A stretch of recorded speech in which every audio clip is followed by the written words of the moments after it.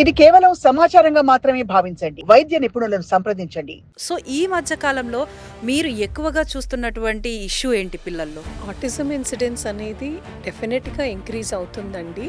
ఒక 100 చిల్డ్రన్లో ఒకళ్ళకి ఉంటే ఇప్పుడు 68 పిల్లల్లో ఒకళ్ళకి ఉంటుంది. అసలు what is mean by autism? Social communication, social interaction problems.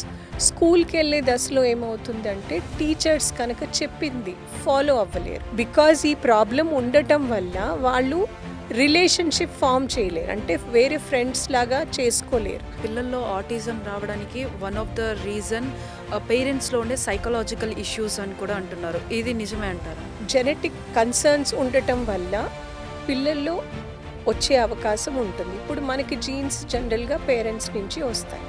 So parents నుంచి వచ్చినప్పుడు ఈ పేరెంట్స్ అంటే ఇమీడియట్ పేరెంట్సే కాదు, మనకు 3 generations నుంచి వచ్చేవి కూడా ఉంటాయి. అసలు ఈ ఫ్రెజైల్ ఎక్స్, డౌన్ సిండ్రోమ్స్ అంటే ఏంటి? వీటికి ఆటిజంకు ఉన్న రిలేషన్ ఏంటి? సో అంటే ఫ్రెజైల్ ఎక్స్ సిండ్రోమ్ అనేది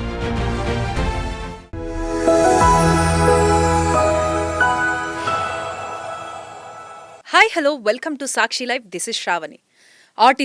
ఆటిజం అనేది ఈ మధ్య కాలంలో పిల్లల్లో ఎక్కువగా వింటున్న పదం. అసలు ఆటిజం అంటే ఏంటి? దీన్ని మనం ఎలా గుర్తించాలి? అదేవిధంగా ఆటిజం ఉన్న పిల్లల్లో ఎలాంటి లక్షణాలు ఉంటాయి? అదేవిధంగా ఆటిజం వల్ల పిల్లల్లో ఎదుగుదలలో ఎలాంటి సమస్యలు వస్తాయి? దీనికి ట్రీట్మెంట్ అనేది కూడా ఏ విధంగా ఉంటుంది? వీటన్నిటి గురించి కూడా చెప్పడానికి ప్రస్తుతం మనతో పాటు డాక్టర్ హేమా నళిని గారు ఉన్నారు. She is the consultant development paediatrician in Varnam child development centre. So వారిని అడిగి మరిన్ని విషయాలు తెలుసుకుందాం. నమస్తే మ్యామ్. నమస్తే అండి. చైల్డ్ డెవలప్మెంట్ సెంటర్ అనేది రన్ చేస్తున్నారు, దాట్స్ కాల్డ్ వర్ణము అని. సో వర్ణంలో మీరు వెళ్ళి అక్కడ పిల్లలకి ట్రీట్ చేయడం, లేదు అంటే వాళ్ళ ఉన్న ఇష్యూస్ అనేవి చూస్తూ వస్తున్నారు. సో ఈ మధ్య కాలంలో మీరు ఎక్కువగా చూస్తున్నటువంటి ఇష్యూ ఏంటి పిల్లల్లో?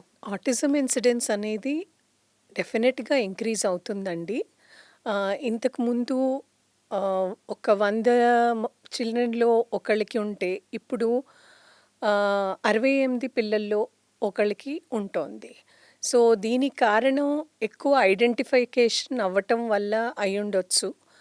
అంటే మనం ఎక్కువ స్క్రీనింగ్ చేయటము, ఎక్కువ ఎడ్యుకేషన్ అవ్వటము, ఎక్కువ అవేర్నెస్ రావటము, దీనివల్ల వారికి ఆటిజం ఎక్కువ డిటెక్ట్ అయ్యే ఛాన్సెస్ కూడా ఉన్నాయి.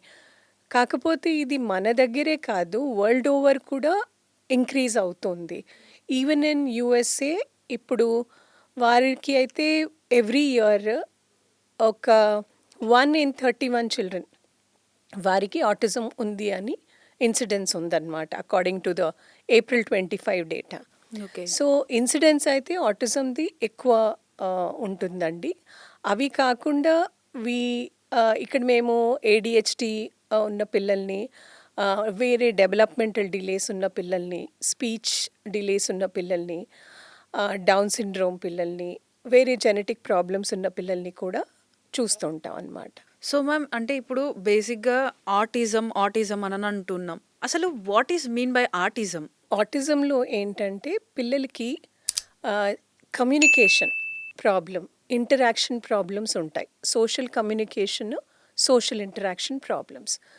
ఈ ప్రాబ్లమ్స్ అంటే ఏంటంటే, కమ్యూనికేషన్ అంటే ఎవరన్నా మన దగ్గర వచ్చి వాళ్ళు చెప్పింది మనం అర్థం చేసుకోవడం, అలాగే మనకు కావాల్సింది మనం ఎదుటి వాళ్ళకి చెప్పగలగటం, ఇది కమ్యూనికేషన్.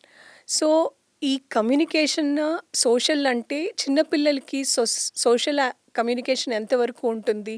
తల్లిదండ్రులు కాకుండా బంధువులు, ఇంటికి వచ్చేవాళ్ళు, స్నేహితులు, స్కూల్లో వెళ్తే టీచర్స్, లేకపోతే తోటి పిల్లలు, వీరితో ఉంటుంది. సో వీళ్ళు అక్కడ ఉన్నప్పుడు వాళ్ళు చెప్పింది అర్థం చేసుకొని పార్టిసిపేట్ చేయాలి. అంటే ఇప్పుడు పిల్లలు ఆడుకుంటుంటే వాళ్ళతో ఆడుకోగలగాలి. ఇప్పుడు స్కూల్కి వెళ్తే స్కూల్లో టీచర్ చెప్పింది విని అర్థం చేసుకొని ఫాలో అవ్వాలి. అలాగే అక్కడికి వెళ్ళినప్పుడు నాకు ఇది కావాలి, ఇది వద్దు, ఇది నచ్చుతుంది, ఇది నచ్చట్లేదు అనేది చెప్పగలగాలి. సో ఇది కమ్యూనికేషన్ అంటారు. వీటిలో ప్రాబ్లం రావటం వల్ల వాళ్ళు బిహేవియర్స్ లాగా కనిపిస్తాయి అన్నమాట. అలాగే కొన్ని రిపిటేటివ్గా చేస్తుంటారు. అంటే ఆడుకోవటానికెళ్తే బొమ్మల్లో ఒకే విధంగా ఆడుకోవటం కానీ, లేకపోతే ఒకే బొమ్మతో ఆడుకుంటూ ఉండటం కానీ, ఇప్పుడు కార్లు కనిపిస్తే కార్లతోనే ఆడుకోవటము, ఒక లైన్‌లో పెట్టుకోవటము, లేకపోతే వాళ్ళంతట్లో వాళ్ళు మాట్లాడుకోవడము, ఏదన్నా చెప్పింది కూడా రిపీట్ చేస్తూ ఉంటాం. ఏదన్నా చూస్తారు టీవీలో, అలా చూసింది తర్వాత రిపీట్ చేసుకోవటము, అలాంటి బిహేవియర్స్ ఉంటాయి. అలాగే సెన్సరీ కన్సర్న్స్ ఉంటాయి. అంటే కొన్ని సౌండ్స్‌కి కంఫర్టబుల్‌గా లేకపోవటము, కొంత టచ్‌కి కంఫర్టబుల్‌గా ఉండకపోవటము, కొంచెం ఆహ్, ఆహారం మనం తీసుకునే ఆహారం డైరెక్ట్‌లో కొన్ని కంఫర్ట్ లేకపోవటము. సో, ఇవన్నీ కూడా వాళ్ళని మిగతా పిల్లలతో ఇంటరాక్ట్ అవ్వటం కానీ, లేకపోతే ఆడుకోవటానికి కానీ, ఆహ్, ఈ ఈ ఈ ప్రాబ్లమ్స్ వల్ల వాళ్ళకి ఇబ్బందులు వస్తుంటాయన్నమాట. So, they cannot play. ఆడటం ప్రాబ్లమ్ అవుతుంది. స్కూల్లో పార్టిసిపేట్ చేయటం ప్రాబ్లమ్ అవుతుంది. So, this is the problem with children on autism spectrum. So ma'am ఇప్పుడు అంటే లైక్ మనం అంటే మనకేదైనా అనిపించినా కూడా మనం చెప్పేస్తూ ఉంటాం. బట్ చిన్న పిల్లల్లో ఏంటి అంటే they can't express. So autism ఉన్న పిల్లల్ని మనం ఎలా గుర్తించాలి? ఇది డిఫరెంట్ స్టేజెస్‌లో చూడాలంటే అండి, ఇప్పుడు ఒక సంవత్సరం బాబు ఉన్నాడనుకోండి. ఆ బాబుని మామూలుగా మనం పిలిస్తే పలుకుతారు. ఇప్పుడు ఏదైనా పేరనుకోండి, రామునో వాటెవర్ ఇట్ ఈస్, మనం పిలిస్తే పలుకుతారు. అలా పలక్కుండా కంటిన్యూయస్‌గా చాలా సార్లు 4, 5 సార్లు పిలిస్తే గానీ పలకకపోవడము. అలాగే పిలిచినప్పుడు మన కళ్ళల్లో కళ్ళు పెట్టి చూడకపోవడం. అంటే మనం చాలా సేపు చూస్తారని కాదు. కనీసం ఒక 2 సెకండ్లన్నా. ఇలా చూసి ఇలా చూడటమో, లేకపోతే అసలు చూడకపోవడమో, చూడకపోవడం. అలా చేయటం. ఏదన్నా కావాలనుకోండి, వేలు పెట్టి చూపిచ్చాలి. అమ్మ అది కావాలి, ఇది కావాలి అని. ఆ వేలు పెట్టి కూడా చూపిచ్చలేరు. ఒక సంవత్సరం బాబైతే. అదే ఒక 18 నెలల బాబు అయితే వాళ్ళు మీరు ఏదన్నా బొమ్మ గీశారనుకోండి, లేపోతే ఒక బ్లాక్స్‌తో ఒక టవర్‌లాగా చేశారనుకోండి, "అమ్మ చూడు నేనిది చేశాను" అని చెప్తారు మామూలుగా. సో, అలాంటిది చెయ్యరు. అలాగే ఇప్పుడు ఏదన్నా నచ్చింది కనిపిస్తుంది, బయట ప్లేనెళ్తుంది, "అమ్మ ప్లేనొచ్చింది చూడు." ఇలాంటిది మన ఎక్సైట్‌మెంట్ అనేది ఎక్సైట్‌మెంట్ చూపిస్తుంటారు. అనేది చూపిస్తారు. షేర్ చేసుకుంటారు. అలాగే ఇప్పుడు వాళ్ళ అమ్మగారు గనక, "అమ్మ చూడు అదిగో అక్కడొచ్చింది ప్లేన్" అంటే దాని మీద అసలు ఇంట్రెస్టే ఉండదు. తన లోకంలో తనుంటారు. అలాగా అన్నమాట. అలాగే వేరే పిల్లల మీలో ఇంట్రెస్ట్ లేకపోవటం. కొంచెం వయసు పెరిగాక చూసేదేంటంటే, వేరే పిల్లల్లో అంత ఇంట్రెస్ట్ ఉండదు. ఎంతసేపు వాళ్ళ దగ్గరున్న బొమ్మలతో వాళ్ళు ఆడుకోవటము, లేకపోతే ఒక రెపిటేటివ్ బిహేవియర్స్ లాగా చేయటం.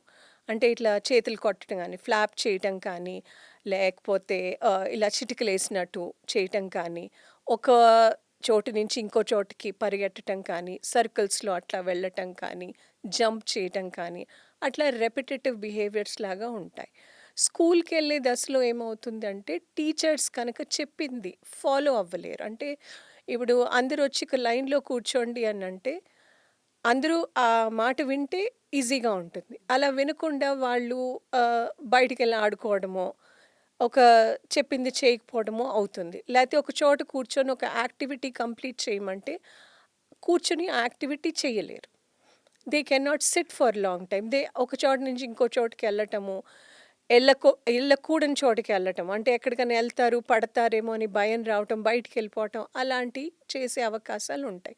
సో, ఇలాంటియి చూసి టీచర్ గనక ఇంక మిగతా పిల్లలతో కలవకుండా వాళ్ళంతటి వాళ్ళుంటున్నారు, పెద్ద మాట్లాడతలేదు, ఇన్‌స్ట్రక్షన్ ఫాలో అవ్వట్లేదు, ఇలాంటి ప్రాబ్లమ్స్ మీరు చూడొచ్చు. Okay. So ma'am what is mean by DSM-5 and how it is related to autism?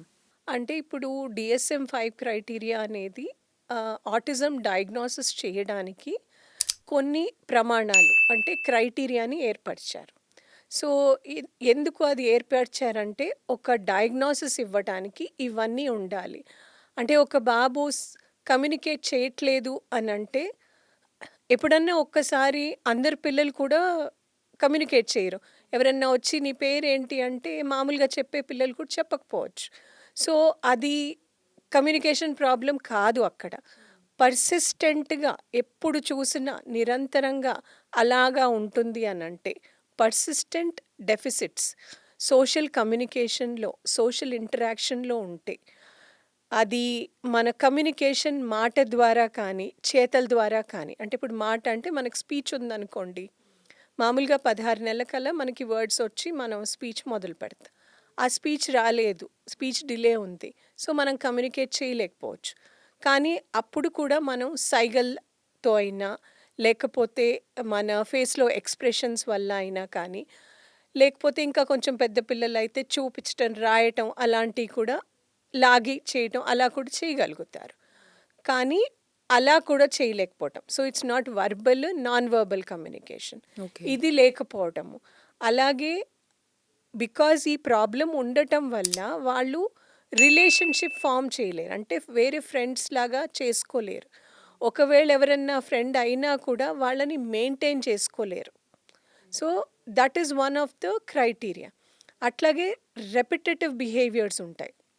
ఇందాక చెప్పినట్టు హ్యాండ్స్ ఫ్లాప్ చేయటమో, జంప్ చేయటమో, ఆహ్, అవసరం లేకుండా అంటే ఏదైనా ఎక్సైట్ అయ్యి చేయటం ఒకటి. హ్మ్. ఏమీ లేదు అక్కడ. మనకు అర్థం కాదు ఇక్కడ ఎందుకు ఇలా సడెన్‌గా చేస్తున్నాడు అనేది. అలాంటప్పుడు కూడా హీ మైట్ డూ ఇట్ అనమాట. ఇలాంటి క్రైటీరియా ఉంటుంది.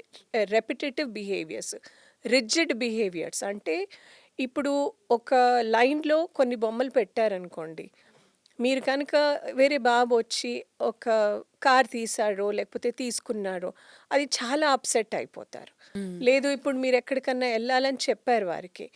ఎళ్తాము మనం అక్కడికి అని చెప్పారు. కానీ ఆ రోజు మీకు ఏ రీజన్ వల్లైనా కుదరలేదు. వెళ్ళలేదు. వెళ్ళలేదు. అది కూడా వాళ్ళు తీసుకోలేరు. ఇంకా అసలు మీకు ఆ రోజంతా ప్రాబ్లమ్ అప్సెట్. అవ్వటము, ఏడవటము, ఆ బిహేవియర్‌ని తట్టుకోవడము చాలా కష్టం అవ్వచ్చు.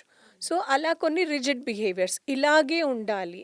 ఇలాగే ఫుడ్ పెట్టాలి. ఇప్పుడు ఒక చోటు నుంచి మనం స్కూల్‌కెళ్తున్నాం అనుకోండి. ఇదే రోడ్‌లో ఎళ్ళాలి. వేరే రోడ్ నుంచి ఎళ్తే ఇది రోడ్ కాదు. ఇలాగే ఎళ్ళాలి. ఇలాంటి కొన్ని రిజిడ్ బిహేవియర్స్ ఉంటాయి. అలాగే సెన్సరీ కన్సర్న్స్ ఇందాక చెప్పినట్టు ఇప్పుడు మనం ఏదైనా సెన్సెస్ మనం విజన్‌తో కానీ, హియరింగ్ ద్వారా కానీ, అంటే సౌండ్స్ వల్ల కానీ, లేకపోతే టచ్ వల్ల కానీ, ఇలాంటి అలాగే ఒక 8 రకాలైన సెన్సెస్ ఉంటాయి. 5 మనకు తెలిసిన 5 కాకుండా ఇంకొక 3 సెన్సెస్. సో, ఆ సెన్సెస్ అన్నిటితో కూడా మామూలు కంటే ఎక్కువ. అంటే అందరికీ డిఫరెన్సెస్ ఉంటాయి. అందరూ ఒకేలాగా ఉండరు. సో, కొంతమందికి లౌడ్ సౌండ్స్ అలవాటుంటాయి. కొంతమందికి అస్సలు తట్టుకోలేరు. కానీ ఈ తట్టుకోలేకపోవటం ఎంత ఎక్కువైపోతుంది అనంటే, వాళ్ళు పార్టిసిపేట్ చేయలేరు. అంటే ఇప్పుడు స్కూల్‌కెళ్తారు. స్కూల్‌లో ఎళ్ళినప్పుడు బెల్ మోగిందనుకోండి. జనరల్‌గా పిల్లలకి బెల్ అలవాటయిపోతుంది. ఆ bell might not be comfortable. లేదు ఎప్పుడైతే బెల్ మోగంగానే గట్టిగా అరిచేస్తుంటారు పిల్లలు. That might not be comfortable. So, things like that. ఆ sensory concerns is one of the things. Okay. ఇవన్నీ పర్సిస్టెంట్‌గా ఉండి, ఇది బిడ్డకి ఫంక్షనింగ్ అంటే రోజు చేసుకోగలిగే పనులు చేయలేకపోవడం. అంటే బ్రషింగ్‌కి ప్రాబ్లమ్ అవ్వటము, హెయిర్ కట్స్‌కి ప్రాబ్లమ్ అవ్వటము, డ్రెస్ వేసుకోవటం ప్రాబ్లమ్ అవ్వటము, మనకి టాయిలెట్ నీడ్స్ చెప్పటం ప్రాబ్లమ్ అవ్వటము, లేదు స్కూల్లో పార్టిసిపేట్ చేయటము, పిల్లలతో ఆడుకోవటము, ఇవి అన్నీ ఎఫెక్ట్ అయ్యి ఈ ఈ క్రైటీరియాన్ని మీరు 3 సంవత్సరాల లోపల చూడాలి. అండ్ ఇది ఇంటెలిజెన్స్‌కి సంబంధం లేకుండా అంటే ఒకవేళ ఆటిజం పిల్లలందరికీ ఇంటెలిజెన్స్ తక్కువ ఉంటుంది అని కాదు. వాళ్ళకి ఇంటెలిజెన్స్ మామూలుగా ఉంటుంది, ఎక్కువ ఉంటుంది, తక్కువ ఉంటుంది. సో, తక్కువ ఉన్న పిల్లలకి ఆటిజం ఉంది అని చెప్పడానికి రిలేటివ్ డిఫరెన్స్ కరెక్ట్‌గా ఉండాలి అని చెప్పడానికి యూజ్ చేసే criteria. Okay. This is used by the diagnostic statistic manual of mental health disorders అని వాళ్ళు ఏర్పరిచిన క్రైటీరియా. దాన్ని రివైజ్ చేసింది టీఆర్ అనేదనమాట. సో మ్యామ్ ఇప్పుడు పిల్లల్లో ఆటిజం రావడానికి వన్ ఆఫ్ ద రీజన్ పేరెంట్స్‌లో ఉండే సైకలాజికల్ ఇష్యూస్ అని కూడా అంటున్నారు. ఇది నిజమే అంటారా? అంటే ఇప్పుడు జెనెటిక్ కన్సర్న్స్ ఉండటం వల్ల పిల్లల్లో వచ్చే అవకాశం ఉంటుంది. ఇప్పుడు మనకి జీన్స్ జనరల్‌గా పేరెంట్స్ నుంచి వస్తాయి. సో, పేరెంట్స్ నుంచి వచ్చినప్పుడు ఆహ్, ఈ పేరెంట్స్ అంటే ఇమ్మీడియేట్ పేరెంట్సే కాదు. మనకు 3 జనరేషన్స్ నుంచి వచ్చేవి కూడా ఉంటాయి. సో స్ట్రెస్ వల్ల కానీ మెంటల్ అంటే ఈ సైకలాజికల్ డిజార్డర్స్ ఉండటం వాళ్ళకి కానీ వాళ్ళకి కొంచెం వచ్చే ఛాన్సెస్ ఎక్కువ ఉంటుంది. సో అంటే మనం ఒక ఫ్యామిలీ హిస్టరీ తీసుకుంటే ప్రతి పిల్లవాడిని బిహేవియర్స్ వచ్చినప్పుడు అందరినీ ఆటిజం అని వెంటనే చెప్పటానికి ఉండదు. ఈ క్రైటీరియా ఉన్నాయి. ఈ క్రైటీరియా రావటానికి ఇంకేమన్నా ఫ్యామిలీ హిస్టరీ ఉన్నదా అని చూసుకోవాలి. సో ఫ్యామిలీ హిస్టరీ ఉంటే ఫ్యామిలీ హిస్టరీ ఆఫ్ ఆటిజమే ఉండొచ్చు, ఫ్యామిలీ హిస్టరీ ఆఫ్ ఏడిహెచ్డి ఉండొచ్చు, family history of psychological concerns ఉండొచ్చు, లేకపోతే ఫిట్స్ లాగా ఉండొచ్చు. సో వేరియస్ కారణాల వల్ల రావచ్చు. ఇది అని చెప్పటానికి కష్టము. కానీ yes, if there is a psychological concerns in the family, they children will have అని కాదు, might have. Okay. So ma'am, ఇప్పుడు అంటే మీరు ఇందాక అన్నట్టు జెనెటికల్ ప్రాబ్లమ్స్ వల్ల కూడా పిల్లలకి ఆటిజం వచ్చే అవకాశం ఉంది అని అన్నారు. సో దాంట్లో భాగంగానే ఇప్పుడు ఫ్రెజైల్ ఎక్స్ సిండ్రోమ్ కానీ లేదు అంటే డౌన్ సిండ్రోమ్ అని కూడా మనం కొన్ని వింటూ ఉన్నాం. అసలు ఈ ఫ్రెజైల్ ఎక్స్, డౌన్ సిండ్రోమ్స్ అంటే ఏంటి? వీటికి ఆటిజంకి ఉన్న రిలేషన్ ఏంటి? సో అంటే ఫ్రెజైల్ ఎక్స్ సిండ్రోమ్ అనేది జెనెటిక్గా మనకి కొంతమంది పిల్లలకి డిటెక్ట్ అవుతుంది. వీళ్ళల్లో ఎవరికైతే ఫ్రెజైల్ ఎక్స్ సిండ్రోమ్ ఉందో వాళ్ళకి ఆటిజం ఉండే ఛాన్సెస్ ఎక్కువ ఉంటాయి. అలాగే డౌన్ సిండ్రోమ్ అంటే ఒక క్రోమోజోమల్ ఎనామలీ ఉంటుంది, వాళ్ళల్లో కూడా ఆటిజం ఉండే ఛాన్స్ ఉంటుంది. అంటే అందరూ డౌన్ సిండ్రోమ్ పిల్లలకి ఉంటుందా అంటే అది ఉండదు. చాలా సోషల్గా ఉంటారు వాళ్ళు, చాలామంది బాగుంటారు. కొంతమందికి డౌన్ సిండ్రోమ్లో కూడా ఆటిజం ఉన్న ఎవిడెన్స్ ఉందన్నమాట. అలాగే ఫ్రెజైల్ ఎక్స్ సిండ్రోమ్లో వేర్ ద క్రోమోజోమ్ ఎలా ఉండాలి, క్రోమోజోమ్లో ఉండే ప్యాటర్న్ ఎలా ఉండాలో అనేది డిఫరెంట్గా ఉంటుంది. సో దానికి ఆ పేరు ఎందుకు వచ్చిందంటే దాన్ని చూసినప్పుడు ఆ క్రోమోజోమ్ని మనం చూస్తే అది ఎక్స్ ప్యాటర్న్లో ఉన్నట్టు ఉంటుంది. దాన్ని అందుకని ఫ్రెజైల్ ఎక్స్ అని అంటారు. So if you have to go in detail, ఆ ఫ్రెజైల్ ఎక్స్ సిండ్రోమ్ జీన్స్ ద్వారా వస్తే కనుక వారికి ఆటిజం ఉండే ఛాన్సెస్ చాలా ఎక్కువ. సాక్షి టీవీ ప్రసారాలను నిలిపివేయటం చట్టరీత్యా నేరం. సాక్షి టీవీ ప్రసారాల కోసం మీ స్థానిక కేబుల్ ఆపరేటర్ను వెంటనే సంప్రదించండి. డిటిహెచ్ లో, ఇంటర్నెట్ లో కూడా సాక్షి టీవీ ప్రసారాలను వీక్షించవచ్చు.